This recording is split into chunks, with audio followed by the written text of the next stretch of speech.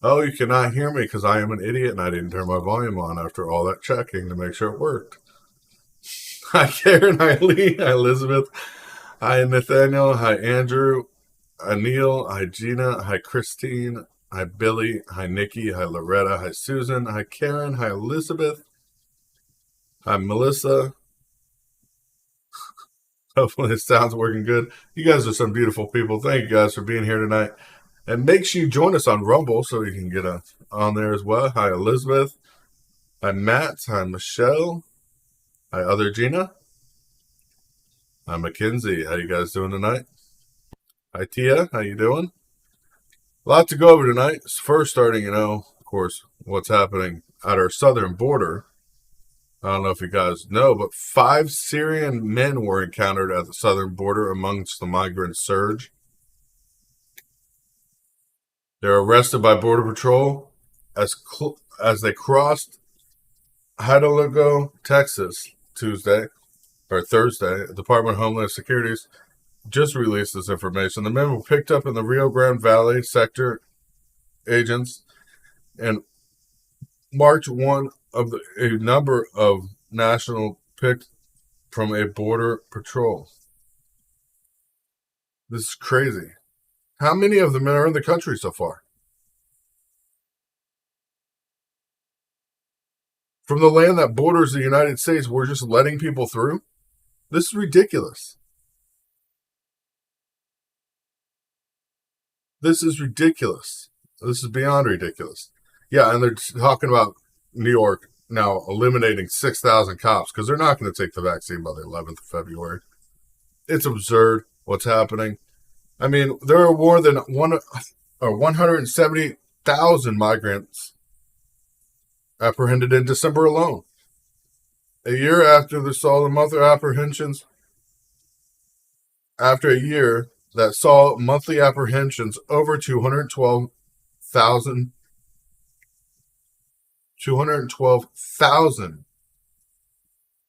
at one point during the surge monthly. Border Patrol agents are overwhelmed by numbers. While it causes political headaches for the Biden administration, which has been accused of fueling the crisis by ending key Trump-era border policies. And now we have people from Syria and other countries slipping through.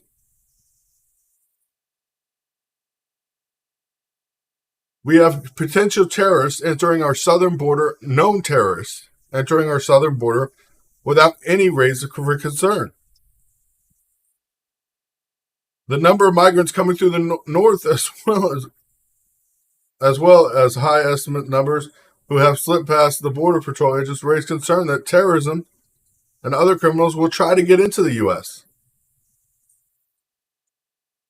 There were 10,763 arrested migrants with criminal convictions in 2021 alone. 2,438 of them in 2020 and only 4,269 in 2019. Meanwhile, Republicans have pushed for DHS to publicly reveal how many known or suspected terrorists have been encountered at the border without DHS telling us. This is ridiculous. We're going to war to protect Ukraine's border and sovereignty, but our southern border is just open for anybody to cross. DHS doesn't want to tell how many terrorist suspects have came through. Border Patrol has repeatedly sounded the alarm over the number of individuals in the terrorist screening database coming across the border. This is ridiculous. Fellow agents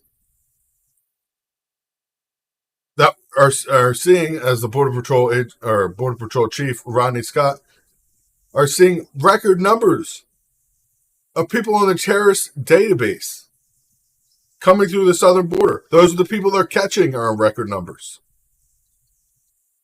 Syria has been designated as a state sponsor of terrorism. And one of the several countries in the Trump era travel ban in 2017 due to perceived national security threats.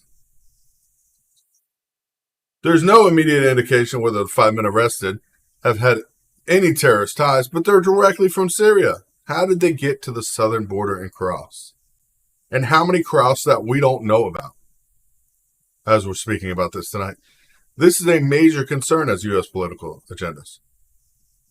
Not just for what we're looking at here, but what's going to happen in the future. Former acting Immigration and Customs Enforcement Director Thomas Hillman told Fox News Saturday that when you have uncontrolled borders, when you have massive illegal immigration that takes half the Border Patrol offline, bad people will come across the border where the Border Patrol is tied up. And that's what's happening. Border Patrol has arrested 16 on the FBI screening database. There's 500,000 got away. How many of those 500,000 people that we had that didn't get screened, that got across the border, could be known or suspected terrorists? Now they're arresting people from Syria. This is a national security crisis, and Joe Biden created it. End of story. Nobody else's fault. Joe Biden is at fault for this one. Nobody can say that it was not Joe Biden's fault. Nobody can say that Joe Biden had nothing to do with this. When you go from less than 4,000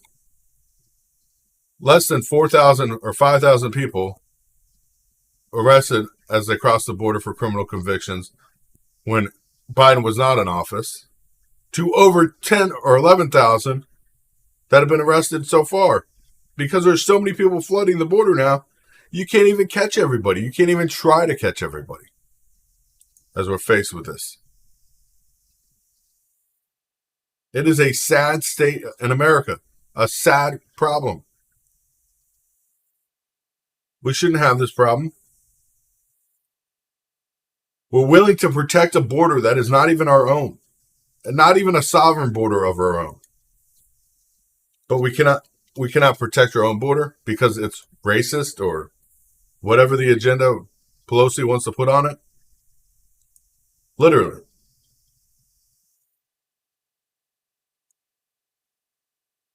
Pelosi puts an agenda on it and everybody believes it. Everybody just goes right on believing it. And it's sad because this is what we're seeing tonight. This is what's actually happening. What's actually happening in America. Our borders need to be more secure. End of story. This needs to stop happening. Especially when we know Russia's ready. It's ready to attack. And Russia says it will hit U.S. with cyber attacks if sanctioned. They've already announced this. Russia has already announced when sanctions come down, which we plan on putting sanctions in, I think this week. So Russia has already said it will hit U.S. with cyber attacks directly. Experts, of course, warn that we are already in a warfare state. We're already at war at this point. Top security cybersecurity officials said in a warning that the U.S. is already in a state of warfare with Russia, and it should prepare for cyber attacks coming out of Moscow. The U.S. and NATO allies have promised to hit Russia with a swift and severe economic sanctions, and should the Kremlin violate Ukraine's sovereignty with military-led incursions, which is coming. It's not going to stand down. Hi, Holly. How you doing tonight? Hi, if I didn't say hi to you guys, I'm sorry about that. This is coming, though. This is happening right now. If Russia does indeed go into the Donbass region and wave a flag, the United States has already promised a series of responses to be severe and ready to go. What's Russia's next move? It's very likely to increase cyber attacks, and it's easy to move for them. It's an easy move for them. That means the United States and U.S. companies need to be taking very seriously. Be taking this very, very seriously. So, I mean, we're already in a state of cyber warfare. It's not a question with Russia. And as cyber experts pointed out in 2017, the Naya malware attack on critical Ukraine sectors included power grids, businesses, and government agents.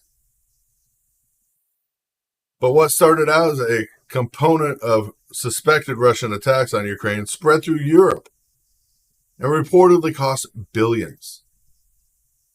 The U.S. power grid may not be a major concern, or the U.S. water supply. That's what they're claiming. May not be a major concern, but it is a major concern because many Americans rely on those systems. And our American water supply, we have over 55,000 different providers. And they're just coming up to the digital age where they're bringing everything online, but they don't have the infrastructure nor the cybersecurity to defend that. As we've already seen several places with water supply hacks where all the chemicals were dumped into the lines, poisoning the water supply for days for hundreds of thousands of people. In America, tonight, we sit with an open arms saying, what's water? We say, what's going on with our country? What's going on with our security? Biden's infrastructure bill obviously didn't fix anything infrastructural. It isn't even going to. We're going to replace the lead pipes with PVC pipes now to fix the water issue crisis. Meanwhile, our water treatment centers and production plants are at the most vulnerable risk they are today. If you don't have water on hand, get water on hand. If you can't get water on hand, go to Amazon, get some live straws. I posted a link on that. Definitely need to get ready for this. This is happening. If they take down our power grid, that's one thing. If they take down our water systems, that's the lifeline of America.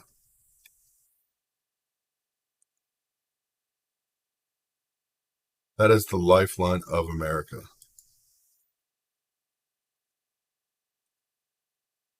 Want to know where to find live straws? Right there on Amazon. I'll put the link right in chat for you guys. It is crazy. It is crazy what's happening. Russia is ready to move. And of course, NATO's concerns over Europe's energy sector amidst the standoff with Russia. This is ridiculous. Europeans need to diversify their energy supplies. As Britain warned, it had highly likely that Russia, the continent's biggest natural gas supplier, was looking to invade Ukraine. Russia has amassed some 120,000 troops now near the border and demanded Western Defense Alliance pull back troops and weapons from Eastern Europe and bar Ukraine a former Soviet state, from ever joining the Western Defense Alliance.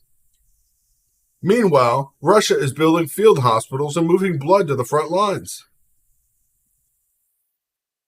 If that's not enough, then let's turn and look at what's happening in China right now.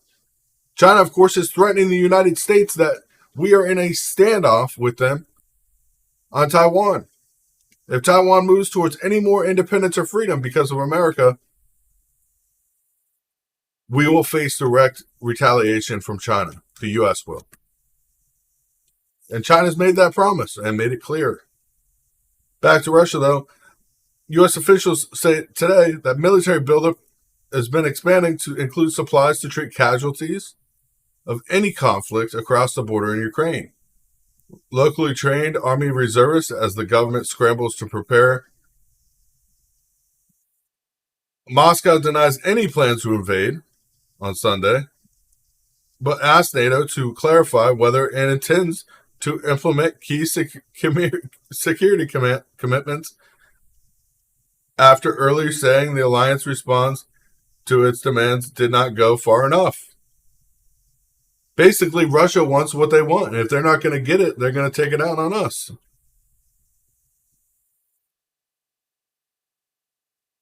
Get your stuff while you can. This is happening. If they do not, Russia's foreign minister said, if they do not intend to do so, then they should explain why. This is a key question in determining our future proposals. That's what Russia said. If we don't plan on meeting their alliance, what they want.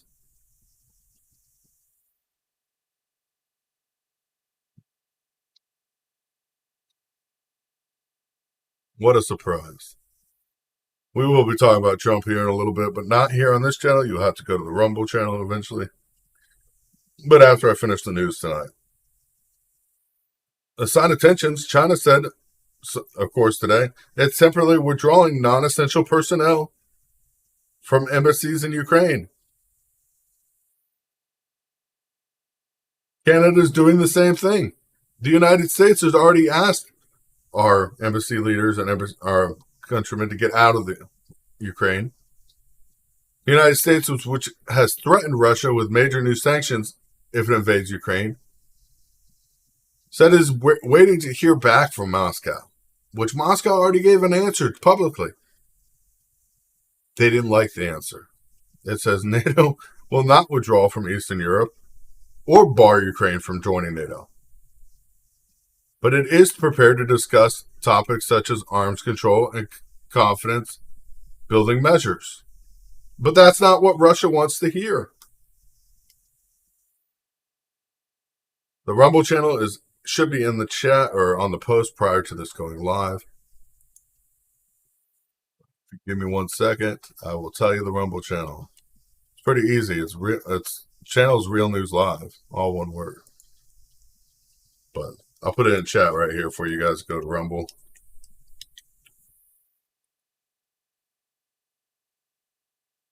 And make sure you hit that plus button on the Rumble so we know, and subscribe when you get over there.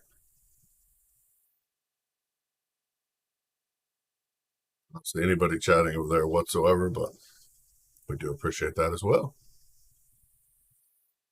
But as we go through what's happening, NATO's chief says no plans to send combat troops into Ukraine if Russia invades.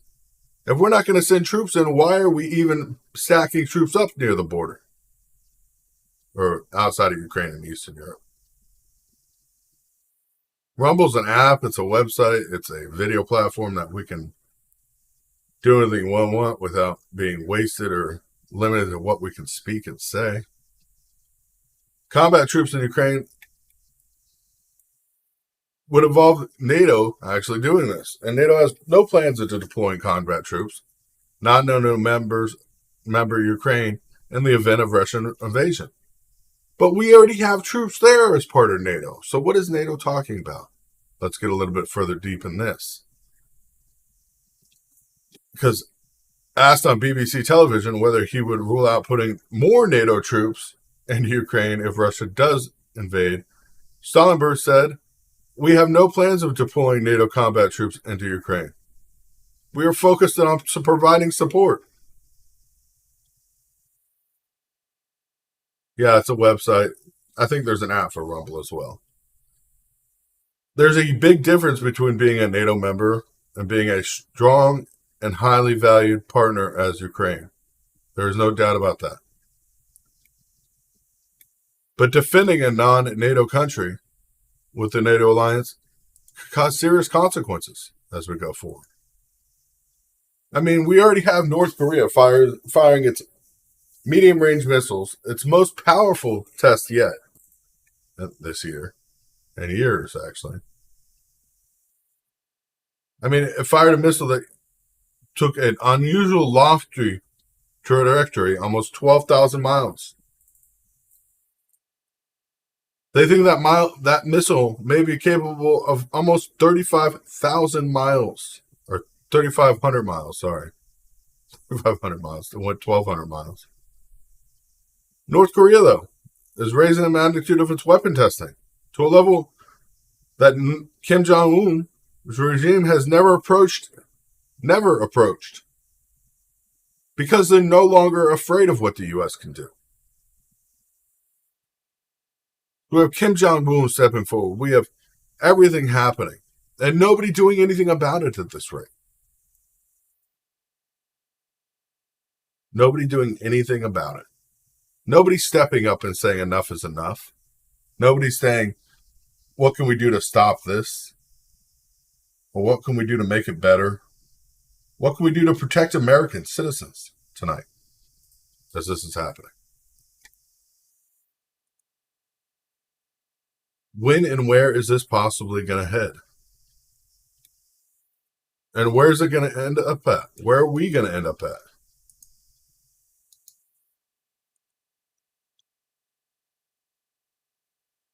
Where are we going to end up at? Because this is America. This is our America, not any others.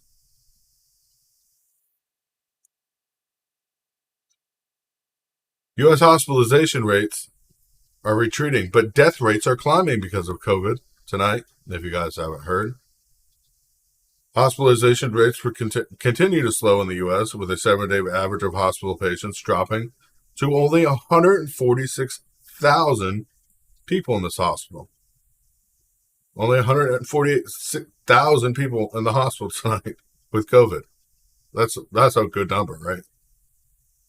However, the death toll, or the death rate, daily death rates, are going up. Why is this happening?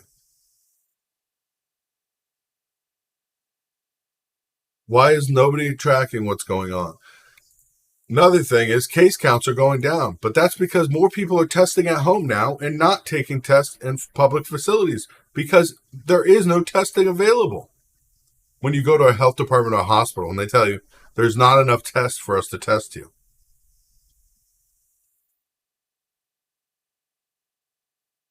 Public school staffing is on the brink of collapse. Public schools. It's hanging on by a thread as staff are stressed, burnt out, and thinking of quitting their jobs more than ever before in the United States. Staffing shortages are leading to school districts looking for bodies in classrooms to babysit. A last-ditch effort to keep their doors open. Literally, babysitters put in classrooms now, not teachers.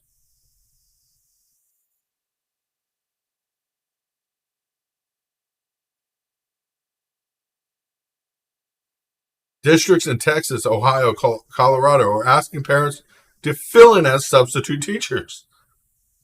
With no educational background, because they have a child, would you be a substitute teacher for us? That's great. New Mexico has asked the National Guard to step in to teach.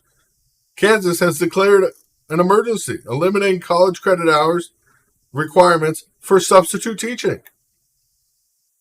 Staff shortages are made worse by a waning substitute teacher force, many of whom left the profession during the pandemic. Substitute teachers is not a profession for the faint of heart. It's not. Low wages, minimal benefits, and overall view of substitute teachers contribute to the sub shortage. And it's not going to help. There are a lot of substitute teachers that didn't think it was worth it, risking their lives in the city for $15 an hour. Regardless of how we categorize what's happening, 75 to almost 90% of schools are reporting that they're experiencing frequent job-related stress. 75 to 90%.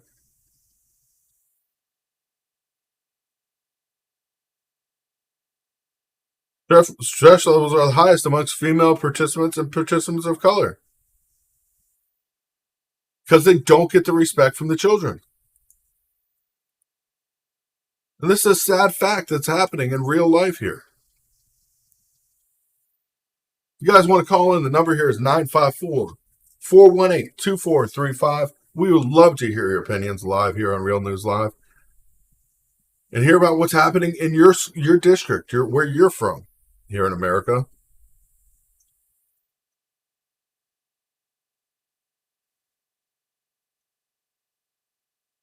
John Kirby, of course, sounded the alarm today. Russia's invasion of Ukraine could happen at any moment.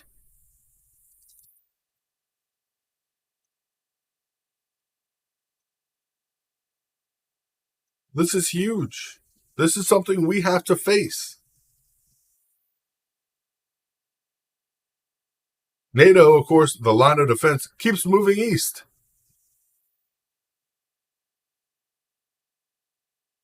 As we're not going to go into Ukraine. Sending massive amounts of weapons, technology, and everything else into Ukraine. If Russia invades, China's going to hit at the same time in Taiwan. It's guaranteed at this point. Russia already said if we try to sanction them, they will hit us directly on our homeland with cyber attacks. China's said that if we try to stop them from retaking Taiwan, that they will hit us on our homeland.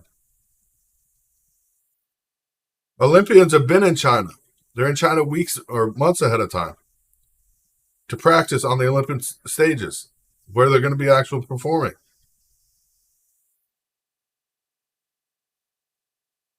Gas prices are going to go sky high because Europe will no longer get natural gas and oil from Russia.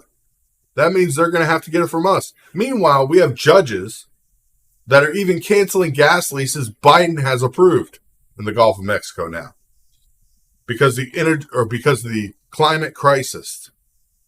The climate crisis now has given federal judges thinking they have the ability to cancel oil and natural gas leases in the Gulf of Mexico due to the climate crisis. Even the ones Biden has put in and approved. Drilling of natural gas and oil.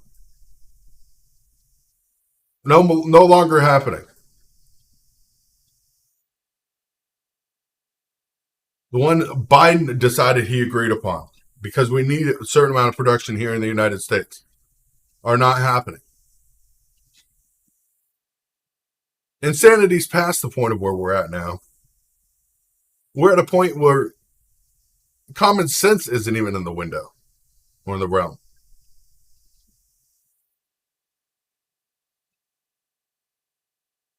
If you watch Russian state media, the U.S. is, of course, attacking or trying to attack Russia from Ukraine. If you were to try to watch anything that's happening there.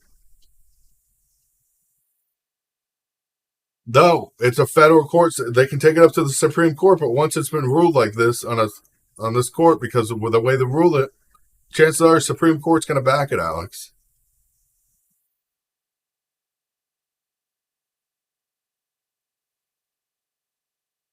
Yeah, I'm going to talk about that on Rumble here in a minute.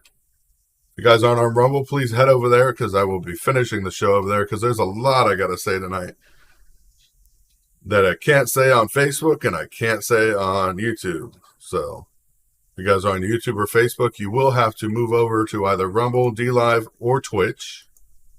I'm not sure, of course, if Twitch is going to allow us to stay live talking about it either, but we'll see. Twitch has been pretty fair with us so far. So head over to Rumble if you're not over there already, or you can head over to DLive or yeah. But I'll be signing